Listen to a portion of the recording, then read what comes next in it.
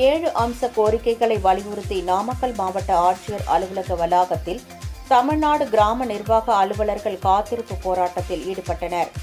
அப்போது கிராம நிர்வாக அலுவலகங்கள் நவீனமயமாக்கப்பட வேண்டும், கிராம நிர்வாக அலுவலர்களின் கல்வி தகுதியை பட்டப்படிப்பாக மாற்றி அமைக்க வேண்டும், தேர்வு நிலை கிராம நிர்வாக அலுவலராய் சிறப்பு நிலை கிராம நிர்வாக அலுவலர் என பெயர் மாற்றம் செய்ய வேண்டும், பதவி உயர்வை 50% அதிகரிக்க வேண்டும், பதவி உயர்வுக்கான கால வரம்பை 6 ஆண்டுகளில் இருந்து 3 ஆண்டாக குறைக்க வேண்டும், தேர்வு நிலை கிராம நிர்வாக அலுவலர்கள் மற்றும் சிறப்பு நிலை கிராம நிர்வாக அலுவலர்களுக்கு தகுதிக்கேற்ப ஊதியம் வழங்க வேண்டும் என்பன உள்ளிட்ட 7 அம்ச கோரிக்கைகளை வலியுறுத்தி முழக்கங்கள் எழுப்பப்பட்டன.